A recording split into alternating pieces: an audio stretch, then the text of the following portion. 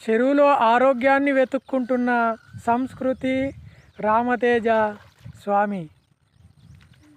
ఆ వెతుకులాటలో వాళ్ళకు దుంపగడ్డలు కూడా దొరికినాయి. వాళ్ళ ఆశయం నెరవేరాలని మనం కోరుదాం. చెరువులో కూడా ఆరోగ్యం ఉందని నాకు ఇప్పుడే అర్థమైంది. అయితే జ్వరం వస్తే చెరువును సందర్శించాల్సిందిగా ఉచిత సలహాలు ఇస్తున్న ఈ పిల్లల్ని చూస్తే ఒక కొత్త తరహా అనుభూతి కలుగుతుంది. ఎంత బాగుందో కదా చెరువు.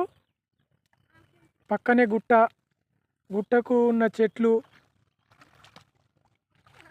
చెరువులో హాయిగా విహరిస్తున్న పక్షులు, చల్లని గాలి తెరకు అలలు అలలుగా వచ్చి ఒడ్డును తాకుతున్న నీటి అలజడులు. బాగుంది.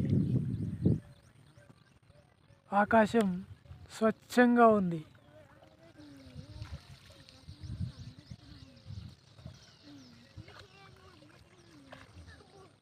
అలసట, నీరసము, మనసు బాగలేనప్పుడు ఇలా వచ్చి చెరువులో ఉన్న ఆరోగ్యాన్ని ఎత్తుక్కుంటే బాగుంటుందేమో.